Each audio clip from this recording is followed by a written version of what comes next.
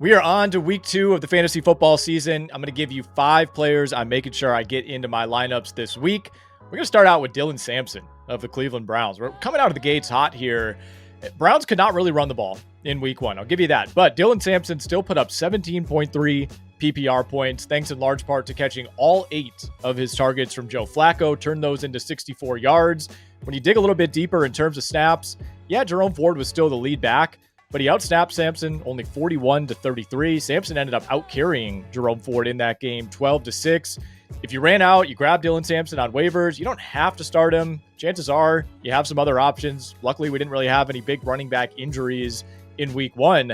But here's the thing. Quinshon Judkins' debut is coming. It could be this week. It could be next week. It's going to be at some point in the near future.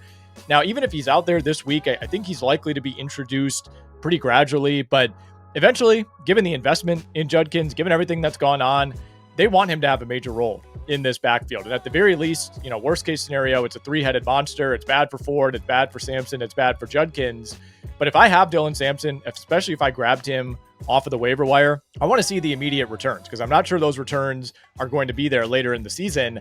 Not a great matchup this week on paper against Baltimore, but the Browns are 12.5-point dogs. They're almost certainly going to be trailing throughout this game, so maybe it's not an explosive running day for Dylan Sampson or the Browns, but I think those targets out of the backfield could be there yet again. So if you're in a deeper league, get him in there now before Quinshon Judkins starts to impede on that workload. A lot of options at the tight end position this week, especially on the waiver wire. If you need somebody to replace George Kittle, we'll see about Evan Ingram, Brock Bowers. Did have a little bit of carnage at that position in week 1.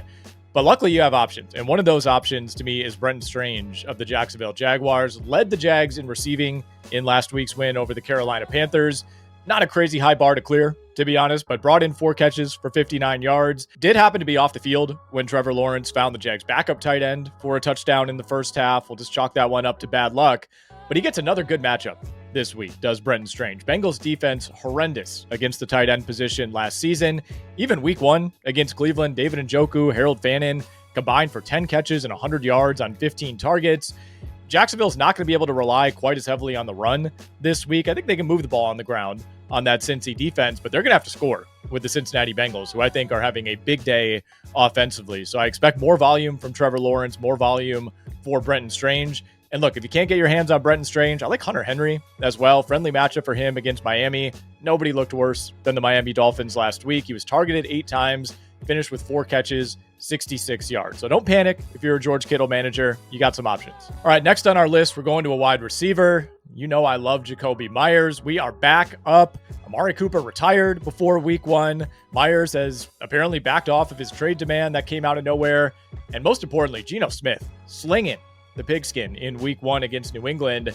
Despite not catching a touchdown, Jakobi Meyers still did what he does. He finished as a top 15 wide receiver on the week, 17.7 PPR points. Look, Brock Bowers is going to get his, and I do expect Brock Bowers to play through whatever's going on with his knee this week. But there's plenty of opportunity in this Raiders offense for someone beyond Brock Bowers, especially if the volume is going to be where it was in week 1. Meyers is still by far the number 1 option at wide receiver. He finally has competent quarterback play, arguably the best quarterback, or maybe inarguably the best quarterback he's ever played with in Geno Smith. Among pass catchers, Meyers led the Raiders in snaps, in routes, in targets last week with 10. He drew double-digit targets only once over the first half of last season. Raiders now match up against the Chargers in week 2. Not an ideal matchup on paper, but not a bad matchup in my mind. Raiders struggle to move the ball on the ground in week 1. I think that probably continues against the Chargers team that did a great job defensively against the Kansas City Chiefs in Brazil. So I think this is another 30, 35, maybe even more attempt type of game for Geno Smith. Get Jakobi Meyers in those lineups. Another receiver on our list, Hollywood Brown of the Kansas City Chiefs. So if you were brave enough or maybe desperate enough to start Hollywood in week 1, it worked out well. He got you almost 20 PPR points. He finished as a top 10 wide receiver on the week. Chiefs are, of course, still without Rashee Rice for 5 more games. Xavier Worthy, he's avoiding surgery for now. Didn't practice on Wednesday. Even if he's out there this weekend, I think it's fair to question how effective he'll be, how healthy he'll be. Is he at risk of re-injuring that shoulder? I just want to avoid that situation entirely. Either way, I think this is a fairly pass-heavy script for the Chiefs going up against the Philadelphia Eagles at Arrowhead. Can't expect to have a ton of success on the ground, especially with how that offense looked last week against the Chargers. Eagles are getting Jalen Carter back. Chiefs are running out of options, frankly, behind Hollywood Brown at wide receiver. It's Juju Smith, it's Tyquan Thornton, whatever you got left, Travis Kelce, that's about it.